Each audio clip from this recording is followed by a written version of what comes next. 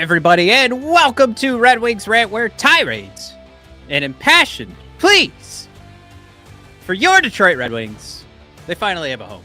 That's right. Yeah. They're here. We're here to defend, Mike, all those naysayers of the Yzer plan. Come on. Yeah. You naysayers.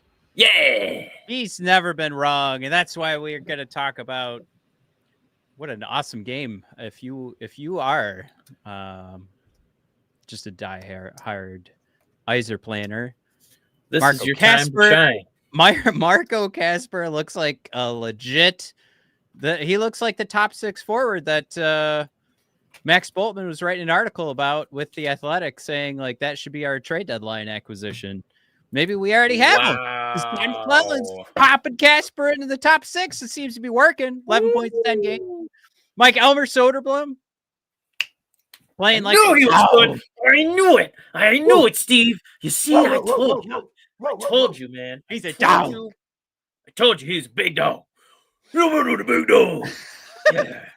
And some guy named Lucas Raymond playing against his 2020 draft counterpart and just making him look silly. Quentin Byfield, of course, who I'm discussing here. Lucas Raymond putting up a 4-point burger.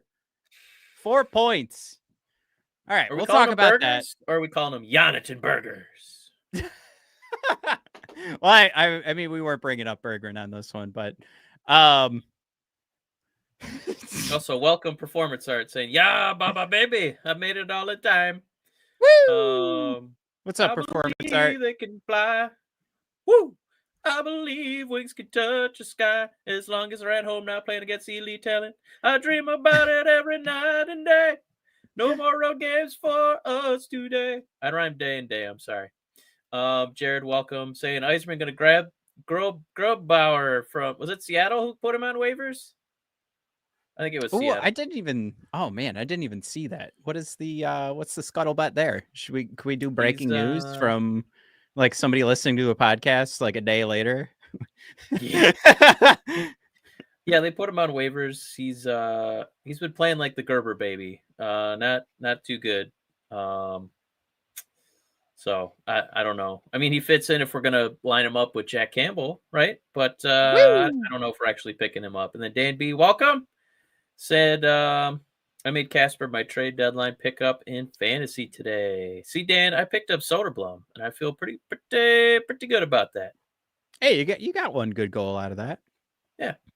And Jared's kidding. No, I think like Mike said, he's playing pretty shitty. So that's how you get put on. He's just a Huso on the other side of the Mississippi. So it's the same guy. What a fun trade that would be. Who says no? Well, I've got what's his name, Decord on my team, who seems to be I think if they had to like make a choice, like which one's working out here. It's working out. It didn't work out the other night for me. He got me a minus I was gonna say -6. It's a -0.6. But yeah, I think they've still got their boy with a .917 save percentage, 2.45 goals against. It's nothing like my Sebastian Kosa in the NHL video game, Mike, who's now sporting a .98 goals against average and a .949 save percentage in the playoffs right now for me. We're in the Stanley Cup Finals. Wow. It's going pretty well. Man, we made it, Mike. Is it fun to play against your 4-year-old son every game? Yeah, he sucks. Yeah, Teddy doesn't get that game yet. He will one day, though, and then you'll retire. He's 3. 3. He's almost 4 is what I meant to say. But it's okay. Yeah, he's not here. I know we were going to talk about because last week it was pretty bleak, right? We'd lost quite a few games. We're back in it. It's a rough road trip, and we weren't sure coming into this week what kind of points we we're going to get out of 6. Turns out we got all 6. Pretty nice. Yeah. I like these homestands. I think the Red Wings do too. And then we have another, seemingly in a long line of real tests, and we get a real test tomorrow against McJesus. who's back from his suspension, his fake suspension. The ultimate right now. I'm actually shopping for a new therapist right now, but during the show, live right now. If you're a therapist, dial in and we'll see if you can take care of Matt. It's a 978-9797. What's the ticket number? Who cares? I don't know. Let's move on. If I had my new therapist just listen to every other week us hosting this podcast and how it's oh my god, this is legit, to oh my god, sell the team, I like that would point to everything. I can't decide who I want to be because I base my whole life on who the Red Wings are that week. I base my persona, I base my attitude, my outlook on life. Turns out like it's in Todd McClellan's hands. It's in Steve Yzerman's hands. And it's maybe not the healthiest way to live, but somebody's got to walk these legs around, and it just so happens to be this brain. So we'll see. I don't think you're alone in that sentiment. I thought the city of Detroit was going to crumble when the Lions lost, but luckily the Red Wings are there to win 3 straight at home. Thanks, Red Wings. Yeah. Man. Yeah, let's never bring that up again. I could not, Mike, that was the hardest championship weekend. Oh, okay. Also, Bizarro Matt, welcome. Burner Matt account saying, I'll take the L. They went 6 for 6 in points the last 3. Didn't expect 37. Are we calling up 37 or 38? We're getting Talbot's birthday wrong, Teddy's birthday, turn into prime Marty Brodeur. Old guy. We also didn't think that, Matt. I'll take the L on that one because this team didn't give us any reason to believe until they do it again and give us reason to believe.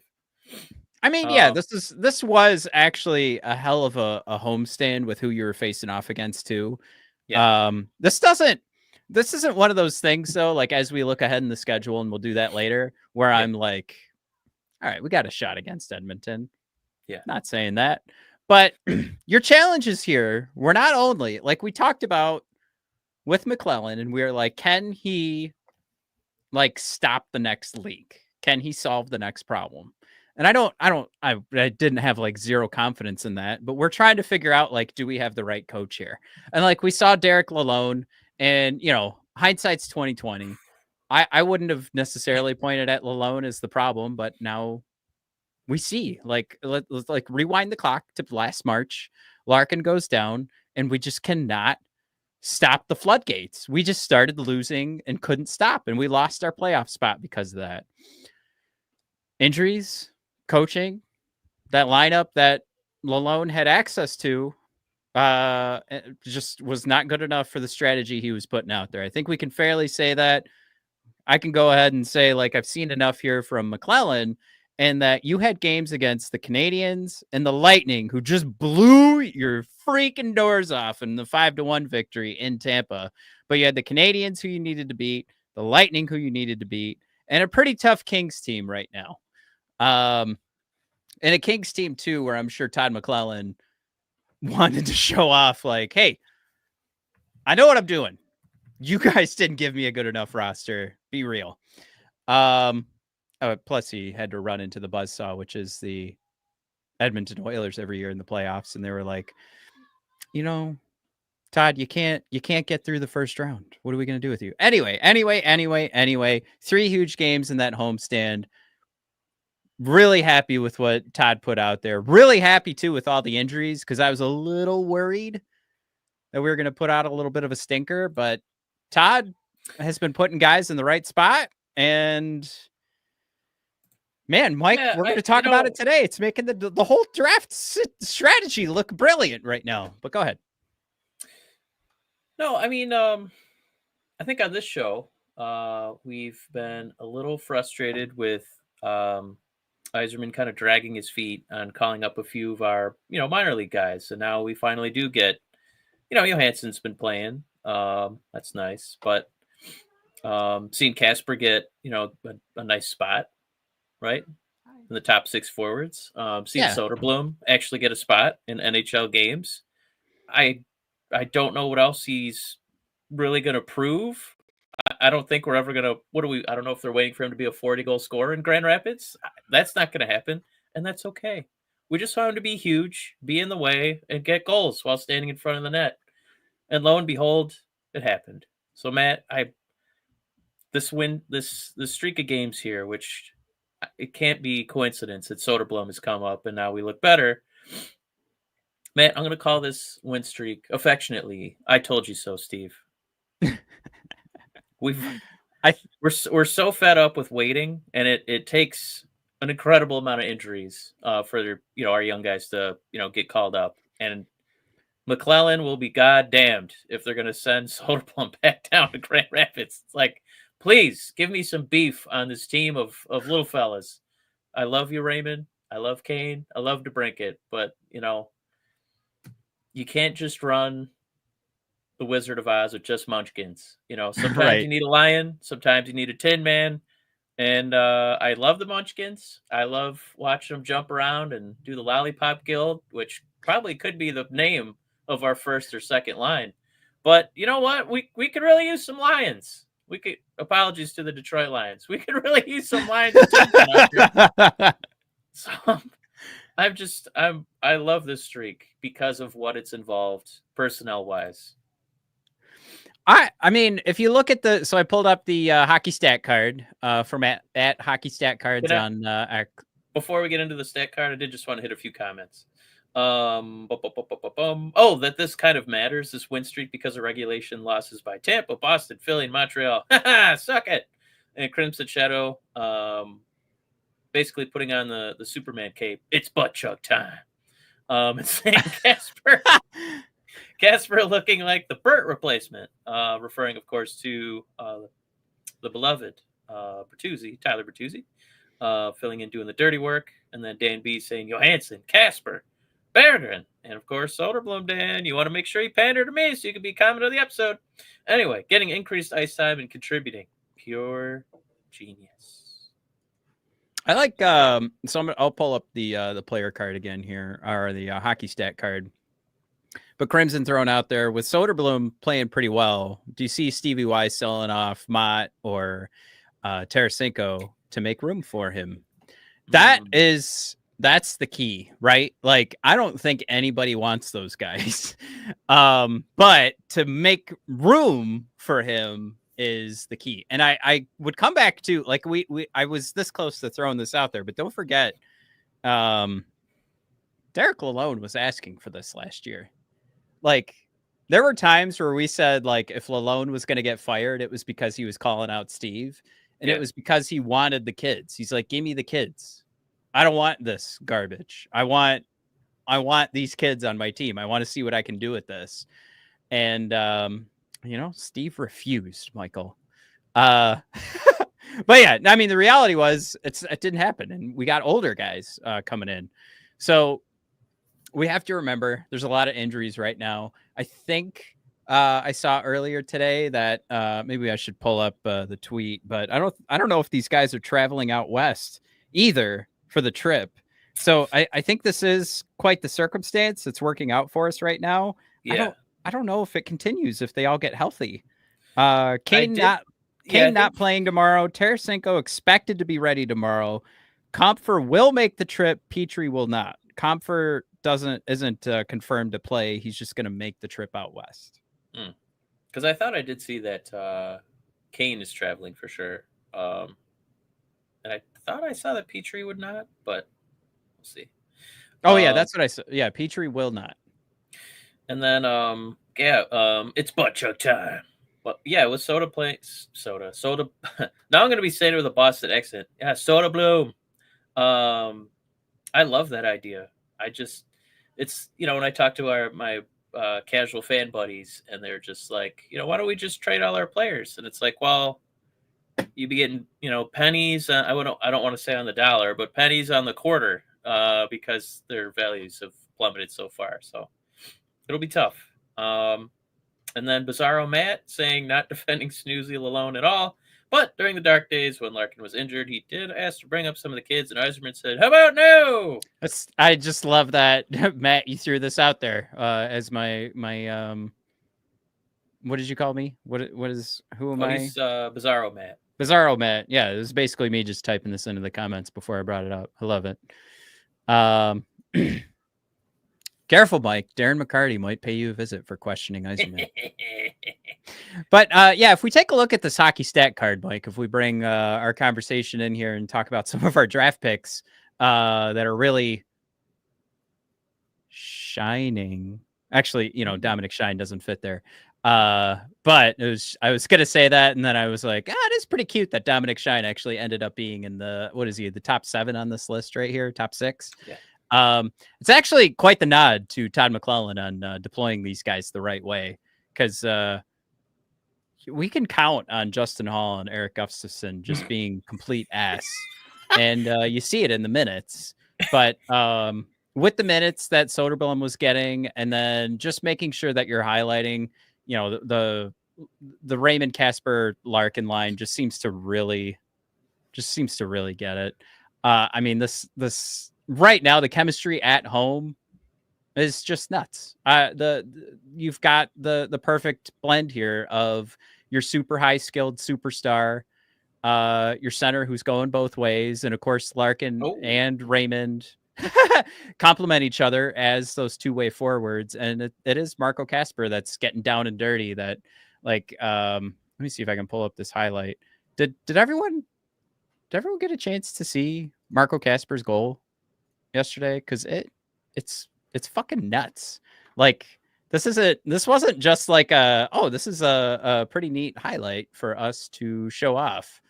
I got out of my seat, Mike. I haven't done that all season, and it was fantastic. But Marco Kasper just, like, going to town here. I mean, can we do this real quick? Like, Lucas Raymond gets 4 points against LA. Like, the defense is squeezing, right? I mean, essentially, he's getting past his third guy here by the time he bumps the puck up to Kasper. Lucas is getting assists playing a gritty game. He's getting assists playing a highly skilled game. But yeah, as we continue this replay here, there's Kasper taking the puck. And this is another problem. And you have to give the nod to coaching, because this is for sure a difference we're seeing in guys, especially taking the puck down on an odd man rush. But take the shot. And Todd has thrown it out there in his press conferences in the post game. He's like, it's not about the first shot. It's that second go around. And God damn it all to hell if Marco Kasper wasn't telling himself, you know what? I'm going to get the first shot, and F it all to hell, I'm getting the second one. Woo! That goal is grade A nasty, man. I hope he lost a tooth and going face first into the ice to get that. That is a hell of a play. Like, the same type of grit that we were seeing in the preseason, where we were like, oh man, this would be nice to see in the middle 6. But when you attach this to some of the extra opportunities you're going to get with the high skill that Raymond can create for you to give you, take on 3 defenders, right? But then give you that open space to go ahead and make this play. I think that's huge. And he's not afraid to take that shot, which I think is something that's pretty rare, especially in some of the younger kids. Like, he gets this opportunity, and look, he's making the decision, right? He's got his head up. He's a smart hockey player. He's looking around. He did try to figure out, like, what is the best option here, and then he rips it. And that first shot, that could have gone in. We know Kasper's got the ability to rip, but yeah, he just keeps going at the net. Hell of a play from start to finish here.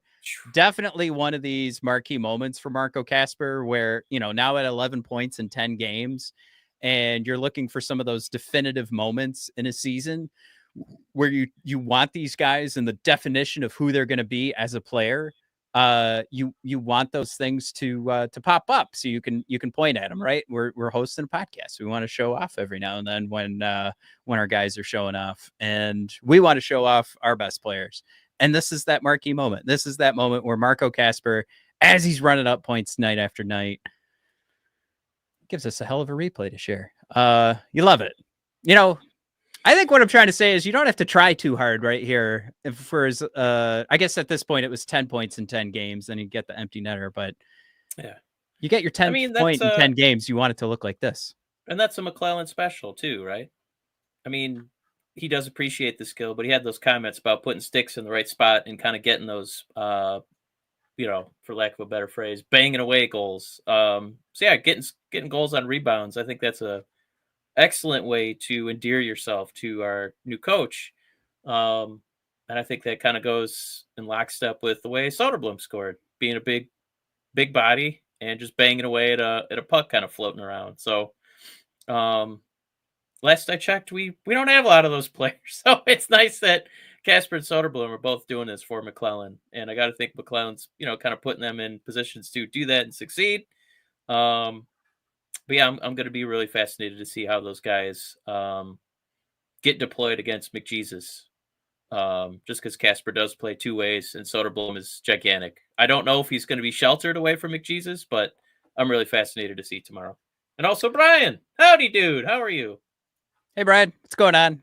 Danby giving us the warning as we share our Thanks, NHL Danby. replays illegally. I love you, Dan.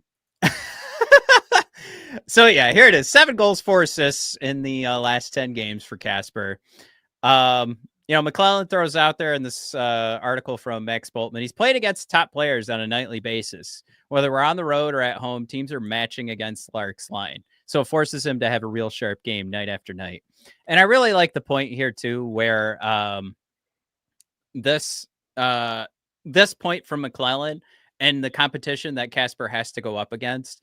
But add that on top of the stat here that this line, the top line, which hasn't been able to do this on a consistent basis all season, but now with Kasper, Marco leads the team with a 54% 5-on-5 expected goal share, which is fun because that's exactly what we were saying a couple episodes ago about how do you fix this team? How do you add to it? And that's what we need is more 5-on-5 play that's in our favor. It doesn't you don't have to absolutely roll on teams because that is tough to do. But the 54% expected goal share is much needed in this top 6. And it's good to see this is the type of thing that you get that entire play is a great representation of that because it's getting the puck out of the zone and getting 2 shots on net when you get those opportunities. Just love it. And Mike, we can all hear that Pistons game. There's no Pistons game. Oh, I thought I could hear something in the background. I thought I heard some audio. It's all quiet down here, I promise. So our other boy, Lucas Raymond, of course, throwing that pass up there. 1 goal, 3 assists against the Kings. He is on a pace. Oh, I'm hiding it right now with our overlay. He's on a pace for 92 points this year, Mike. Goddamn, would it be great to see him make it to 82 games this year? I want to see how high that point total can get because I feel like he's kind of hitting the afterburner right now too. He's hitting that nitro. If we were Fast and Furious, but Mike, it's not just one-sided play. He's projected to get those 92 points, but McClellan says he's a complete player. He plays all 3 zones. He plays them equally hard. He values each of the 3 as importantly as the stat sheet, if you will. I don't want to say it's hard to find players like that, but when you do, you treasure them. And he goes on to compliment Raymond to the point of saying he's like Zetterberg, which is nuts. I think they're both winners. The difference is that Hank has the jewelry to prove it, and it takes a team to do that. So I would say a winner with Hank, but I think you could win with Raymond for sure. Competitive, 2-way, hockey IQ, leader. I could go on and on. Mike, holy mackerel. If we really are to take a step back and say Todd McClellan's got his head screwed on tight as a hockey coach, and this is the questions all of that. No. Yeah, right. The Red Wings propaganda. Yeah. Flying high. It's good times right now, Mike. You're on a 3-game winning streak after a tough road trip. It's good to have these stories. It's good to have these things to lean on. It's good to lean on some of the youngsters because even when you see Patrick Kane performing well, you can't forget that our man's gone next year. He's done. So I think enjoy it this year, and then that's it. I don't hate the comparison. If you look at all-time, top teams, there's the leader man, and then there's kind of the point scorer. Let's look at Datsuk and Zetterberg. I'd say he's closer to being the Datsuk than the Zetterberg. I'd say Larkin's much closer to being the Zetterberg. Is that just me? Isn't he closer to being the Patrick Kane than the Jonathan Taves? No, I'm okay being on the island. I just thought he had more skill than Larky. No, I think what we're starting to see is like the difference between like the highly skilled guy jumping into his prime versus what Larkin was able to do. And I think what Todd McClellan's trying to get at too is like that's a step up from the skill that Zetterberg was able to deliver and what we're starting to see from Lucas Raymond. Because the quotes coming from like Moritz Seider was like, this is the guy who can carry us into the playoffs is Lucas Raymond. And I think they all love Dylan Larkin, but I think from a skill perspective and from a hockey IQ, like that's what carries you in. And I think we've seen Dylan Larkin try and it sort of failed, but I don't think he is the guy that you rely on. And we've said it on this show.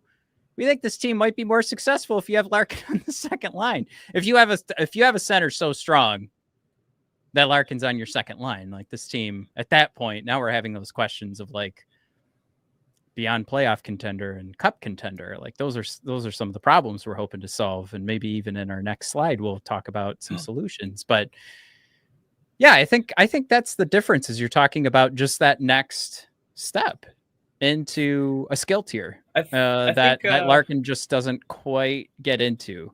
Yeah, I think Jared's with us too. Oh, bless you. Saying Ray has silkier hands than Zetterberg, and then Larks is more of the Zetterberg type, putting the team on his back. I agree with both those points, Jared. Brian says 3 wins against 3 tough opponents. Let's effing go. Now, McClellan, if he wants to put his gonads on the table, yeah, that's the comment I was going to highlight too. Crimson. Woo-hoo-hoo-hoo! Saying, I feel like Kasper reminded me of a young Hank. Woo-hoo-hoo-hoo! We're going to call that hot take of the episode. I like it a lot. Give me more of that. Huge. And brand new, giving us reason to transition into the old Elmer Söderblom highlights, huh? Love it. But yeah, brand new thrown out there. He might just stick around for a while, won't he? Yeah. Söderblom doing a good job getting the puck to the open man in Edmondson, who's gonna. Oh shoot, who was that? That must have been Johansson getting the shot on net. But I want to come back here because I guess we're not going to be able to see Rasmussen's face, but we all know what it looked like if you were watching the game, I should say. And Rasmussen did not look happy. And so we'll see this finish here by Söderblom. He's going to get the goal, but Rasmussen was like right there. His stick's right there. He was going to go and finish this puck. Now it's great. This is it, right? Like Söderblom has that reach and he can get around anybody. He can get around all the Kings players, all the Kings men, and Michael Rasmussen and put this puck in the back of the net. But I do say that part jokingly, but yeah, this is definitely a celebration of Söderblom reading this play really well. I don't want you to come too hard on like Ras being right there because I think part of why that play works is because he's a giant tree of a man. So he was able to get the reach, further than Rasmussen there. Look at all these big, giant humans for the Red Wings. Yeah. It's Edmondson, Big Ras, and then Söderblom. Man, we could be a big boy team. This is the type of goal you want to see from Söderblom too, even though we know he has some stick handling skills. But yeah, you're right. Like this line could now have an identity. And it could just be crashing the net like this. And I do like that it looked like it was all getting set up too. Like this was something that was getting set up in practice where it's like, all right, get the puck back to the point. Edmondson, he's a very smart man. I would trust him with the puck as well. Johansson throwing the puck at the net. And it's just about how you got 3 guys out in front of the net that are the bruisers, putting their elbows up, for lack of a better choice. Putting their elbows up and using that reach. And yeah, Söderblom finishes it off. But more than just that, I think like if we came back to the hockey stat card, like it's a guy who's performing well in each zone. Things seem to be moving in the right direction. And like that goal It's more about using who Söderblom is as he was built. If I may, like, use By that the size, way, use that we body. have a couple back-to-back attempts at comment of the episode. Brand new saying Ras is always right there. He's more Swedish and not enough Finnish though. Waka waka. Love it. And then Brian saying Söderblom needs to grow roots down low. Hey-o! Very proud of both of those comments. Beautiful. But yeah, Jared did say that goal may not happen without Big Ras causing a ruckus in front of the net. And I keep doing these Enzo Amore impressions. I don't even think Decoy's in the house today. What else did we have in here? Oh, Bizarro Matt saying maybe Soda is on his Franzen arc. How dare you, sir? How dare you? Yeah, minus the concussion, sure. Okay, I'll give you that. I just I don't know, I got high hopes for my tall baby boy. My sweet cheese. Let's go. Well, our last slide today, Mike, I think is more or less just a reminder that this is still on the table. And we saw Mikko Rantanen get traded, Mike, in like one of the biggest blockbusters like mid-season we've seen in a long, long time. And I think more of the historians were pointing out, like, was Joe Thornton the last time it was mid-season and you saw a big name like this get moved? Yeah. So it's not unheard of anymore, Mike. Mikko Rantanen got moved. And Jim Rutherford, in an interview, says there is just no good solution to figuring out the Elias Pettersson and J.T. Miller trade here. Mike, I really do feel like he's setting up his audience, his Vancouver Canucks fans, for what'll end up being a losing trade on their part. And the Canucks fans will not be very happy, but they essentially want to see what this team can do sans a broken relationship in their top six. And they have some names on there that they want to keep around. But the longer that this rift goes down, the more they lose and the more other names keep popping up on the trade block that are also on this roster that would be kind of fun to mess around with. And now you've got, with this continuing, I think it was Jay Fresh that pointed out, like, look, the next name that's going to be on the chopping block is going to be Quinn Hughes because he's going to want to go over to New Jersey to play with his two brothers. So if you can't get this figured out now and see what this team looks like without continuing to lose, you might just be hitting the restart button and having to do a rebuild. So maybe that's where they're headed regardless. And that's what Rutherford was trying to say. But Mike, now's the time. I think there is a comparable. I think if we talked about like DeBrincat being available out there and seeing the types of things that brought in Rantanen over to Carolina. I don't know if you already jumped ahead of the comments, but Ketzel saying another cat situation to take advantage of. Oh. Hey, so I think that he meant jumping in on somebody having a grumpy time. In Canada. But it feels like these trades require like a B- to get an A. So is that where DeBrincat turns into Pettersson, I guess? Yeah, we talked about it a while back, right? Like I was trying to like put together like, okay, you can fill out the rest of your bot. We'll give you another center to put in your top six. And I don't know. We don't have anything else. So it'd have to be Comfer right now who can play right now. You give him a guy who's on pace to get 30 this year in DeBrincat. So you're not getting that over a point per game player. Like you could, obviously now make the argument Colorado got in their trade where they actually kind of look fine without Rantanen. They're still getting the offense. Yeah, that's an awesome team. But I think there's the argument to be made, like what could DeBrincat look like if he was playing with Pettersson or maybe JT Miller and not playing with, centered by Andrew Kopp or JT Kopp for every night. So I know that's not what you're getting, I know that's not what Vancouver's trading out. They're not trading a winger out. They're trading a center, and that's a hot commodity.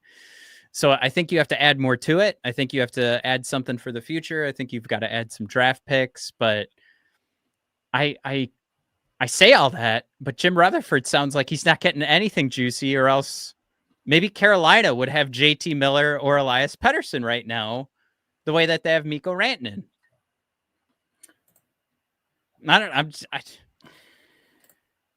Listen, I love nothing more than firing up these god-awful trade machines for the National Hockey League, because the NBA ones are super cool. Like, they'll kind of show you how the contracts break out, and I feel like our only option is an NHL armchair GM. Are you guys playing with that one? Because I don't know how we get to 11.6 mil for Pettersson. I mean, I know how we can get there with garbage, but they're not taking Comfer and Cop and, a used diaper for one of their best players. So, Matt, does that mean that trade must involve someone like DeBrincat to even make them, pick their head up in Vancouver? Oh, man. That makes me, you're trying to pretend like you're still asleep, and you're just kind of lifting your eye up a little bit to see if you can juice up the trade a little bit more. I feel like that would be the response. But I guess that's where I'm willing to go. I don't know if you are adding to this team the right way if we're having a conversation about Seider, Edvinsson, or Raymond.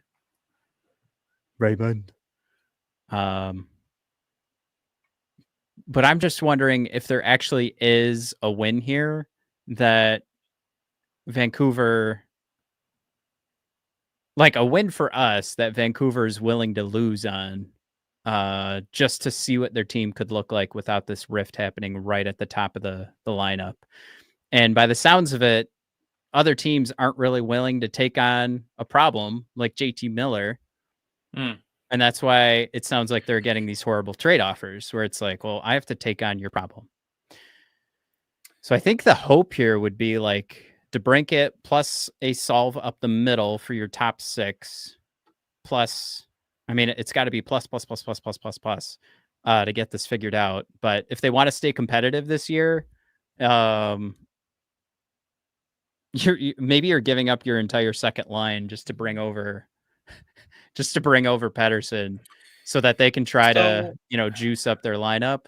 And then that gives you enough room, like you were talking about before. But I do think that means you ultimately give up on this season, but I don't see that as a real problem.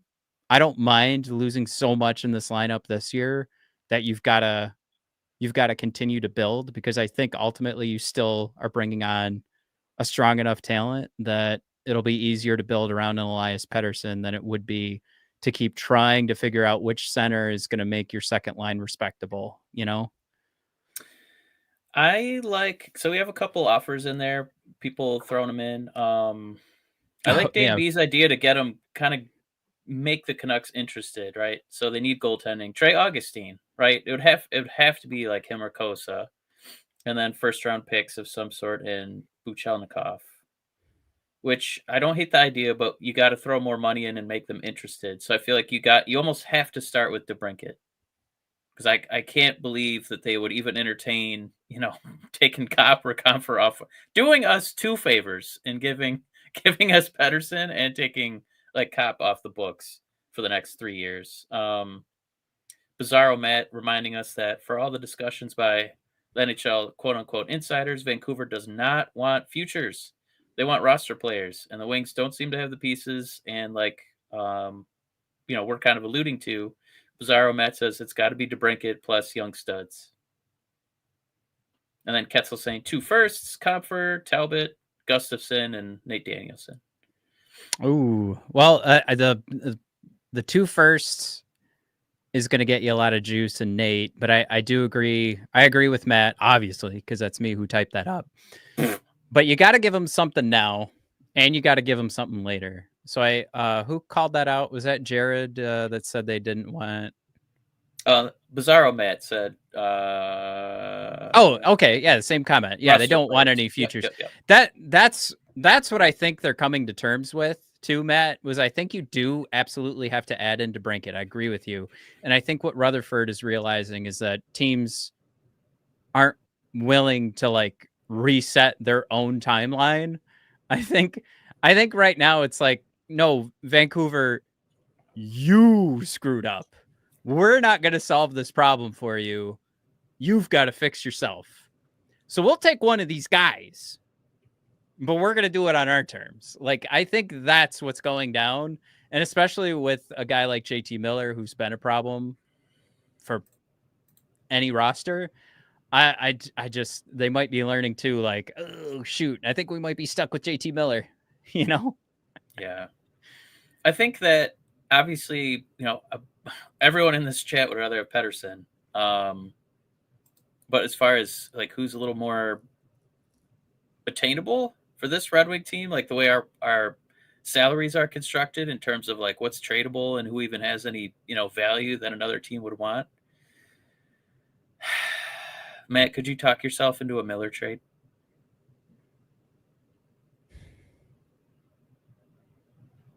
Because it would have to be similar offer. Like they'd probably still want Augustine first, and then maybe you could throw in, like Copper Comfer, but maybe it means you're not giving up, DeBrincat, but you're also not getting the big cheese. So could you talk yourself into Miller? It's just really hard to make the Pettersson move work without really. I don't know if it, I don't want to say it busts up the locker room, but we give DeBrincat credit for wanting to quote, come home. He brings in Kane. It was a big Yzerman move for a disgruntled player, and you have to give up other stuff to do it. Shut up, Jared. Subscribers have plateaued, so Matt has to talk to himself in the comments. No, you don't win comment on the episode. It was too funny, Jared. Doesn't count. I mean, we're talking 5 years on a guy who's already 5 or 6 years on a guy who's already 31. It's not doing it for me, Mike. I think if we're not talking Elias Pettersson, I'm just letting Jim know, like, thank you, good day, good luck, and I'm sailing off because this isn't really. I don't know. And I do want to say, as far as like somebody said too, like playoff team. I think it was Ketzler just said playoff teams don't really want to, be subtracting necessarily, at the trade deadline. But as far as like goal differential and the win-loss, Vancouver's not that much better than us. They're 22, 17, and 10, 49 games played. They got 54 points. Goal differential is -15. I think ours is still -13. Yeah, -13. I mean, yeah, right now they're outside of the wild card, and it's not looking good. Yeah. So that's why it's,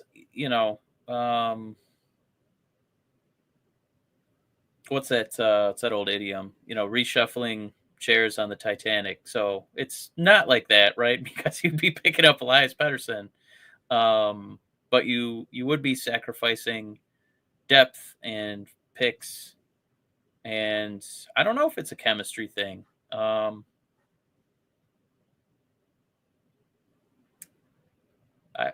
They made a commitment to DeBrincat. I think he does have impact on other players on this team, but it's also really hard to get top two centers, especially one who could be so good that he moves Larkin down to the second line, which I think is one of our goals, to be a serious playoff team. Here's the differentiators, what Ketzel's calling out. There aren't going to be teams. So many of their trade targets aren't going to want to part with multiple roster players.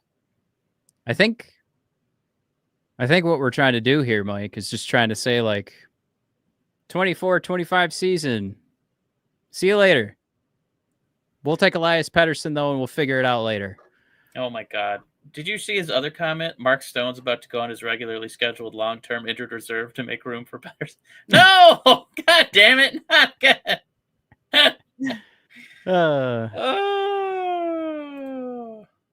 How about I'm we give them? surprised. How about we give Vancouver a bucket of first-round picks? You can have Danielson, you can have Kosa, you give us Pettersson, and then we put Compher and Kopp on long-term injured reserve. How about that? That'll make the money work. Well, don't we have enough right now? What's our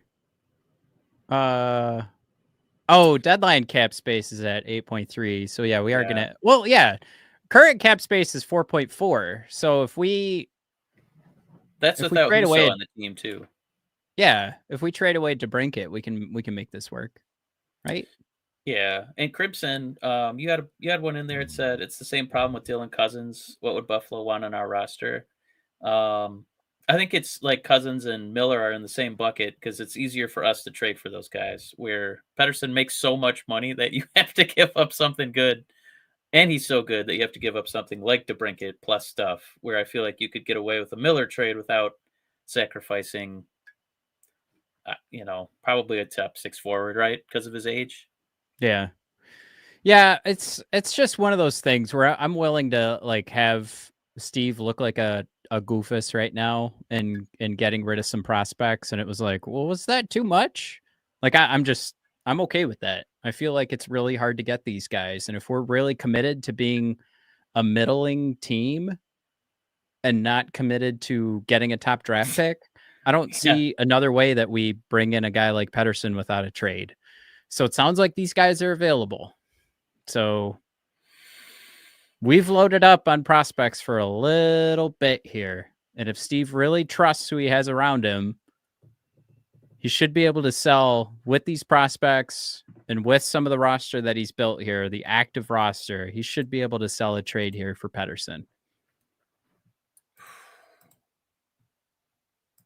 If the answer right now is no, there's nothing on this roster, and there isn't enough in the prospect pool that Steve could lose anybody on this roster that Vancouver's asking for, and we don't have enough in the prospect pool. What the hell are we even doing right now? Like, are we that far off? Yeah. Oh, I do want to throw something out there. I tried to fact check somebody on Talbot. He is 37. He's not 38. I was wrong. I forgot who got credit for that. It might have been Butt Chug. Jared says, "Do we really trust the pro scouts on this one?" Well, if we don't end up with Pettersson, then we'll know because we know Pettersson's a dog. Ooh, Jim Johnson thrown in there. Late arrival. Welcome, Jim. Saying the Vancouver management has been very poor for a number of years, so maybe they'll make a big dumb trade that they don't ask for it to DeBrincat. That would be nice. Yeah, and I think do we have a lot of other places to take this conversation, but us all throwing out our Matt threw out their Compher or Rass and DeBrincat plus 2 mid-round picks for Pettersson is probably our closest deal to what netted Carolina Mikko. And I agree. I mean, so where do you find the comparable for Necas, right? Because Necas all of a sudden became like the top power play guy for Carolina. He's beyond a point per game right now, just barely. And we do see he gets moved over to Colorado. And what did he did 2 points in like his first period with Colorado or something. So he's gonna take off. It's gonna be awesome.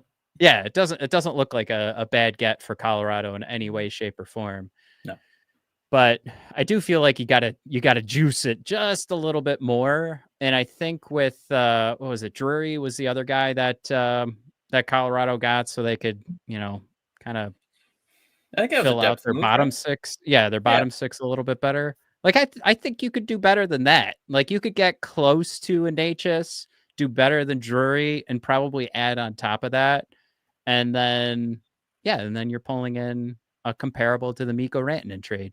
I just don't know. Like for me, that whole trade, like Carolina is the easy winner, which is so weird because they got the best player, and then they also kind of walk away with a Taylor Hall where it's like, oh, a former MVP, why not? Yeah. And Chicago looks like a bunch of a-holes getting a 3rd round pick for taking on the Rantanen contract and just giving away Taylor Hall. I don't know what the hell went. I don't know what the hell happened there. That's ridiculous. Like some people are arguing like they just paid to get rid of Taylor Hall.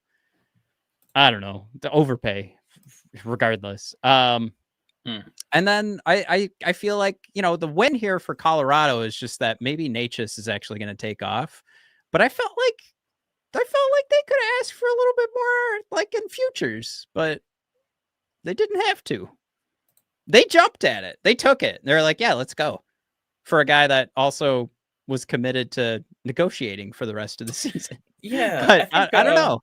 No, I like that move because, they did open up more cap space. They could still buy something else at the deadline. It was a pretty savvy move by Colorado, honestly.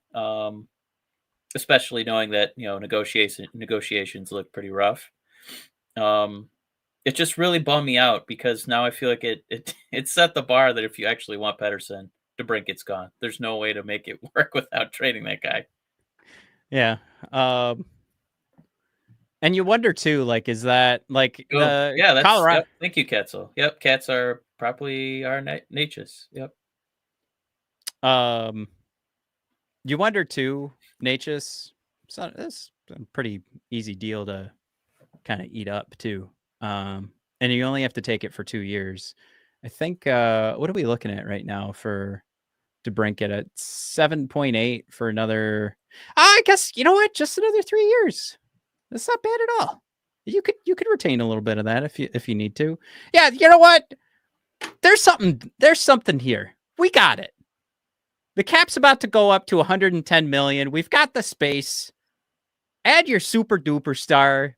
Trust that Nate Danielson's going to be able to replace whichever one of these centers you get rid of, and that you do have enough in the prospect pool and potentially free agency to replace DeBrincat going forward. But you can't find a Pettersson just anywhere, just laying around. Do it. Come on, Steve, light it up. Okay, so the one thing I forgot about with JT Miller is that he's not just that he's 31, but he's got 4 more years at $8 million left. Yeah. What an incredible bottom 3 of centers that would be if it was JT Miller, Compher, and Cobb. Oh, I can't stomach it. It would make me throw up. But Matt, what if I could make you feel a little bit better about a Miller trade if we somehow also get Bowen Byram, which I don't think we could afford if we picked up Pettersson. I feel like we'd be pretty depleted. Would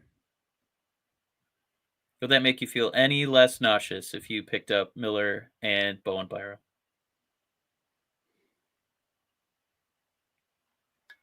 No, I don't want JT Miller muddying my team. No.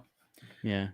I don't feel like as strong about it as like some other players, but like I'm just trying to think like we're talking about a trade here, and it's not like I'm willing to hurt the future for the right now, like I would have for like Tkachuk, but I'm not willing to do that for a JT Miller, who everyone said a couple years ago, like I can't believe Vancouver did this with JT, who could become a problem later, and now they're like ruining their core because of JT Miller. So we're at like that same stage where he could really affect this young core, and I don't want it to touch us. Yeah, I also feel like we'd be missing out on the prime because he did have some awesome 103 point seasons, 82, 99. Yeah, but I can't imagine we're going to be getting those going forward. So he's also playing with like a generational defenseman in Quinn Hughes. So the guy taken after Philip Zadina. I mean, whoever gets to play in front of Axel is probably going to get a lot of points too. So. Okay, so you're right. All right, call trade for JT Miller, call up Axel. We'll be good. We'll just have that comparable experience. Okay, we have to go because we're out of like things to talk about. Unless you guys want to keep going in the. Sorry, one final bid for comment of the episode. How is JT Miller's core muscle status? Thank you, Dan B. God damn it! I think it's okay. If it was cop for JT Miller, I'd consider it. All right. And then Wingdings, I'm sorry, we're wrapping up the show, but I did see you in there. Wanted to say hi, guys. Remember, we didn't think Kasper would be much, but now he's on the top line, and he looks real good. My mind is blown. Wingdings, we missed you earlier in the episode, but I am just so happy watching him. Oh my god, must watch hockey. Same as Söderblom for me. Same as Lucas Raymond. Like I really want to see every one of their shifts. Yeah. Jared Miller's our version of Tarasenko at home. Woo! Nobody's as bad as Tarasenko. Come on, Jared.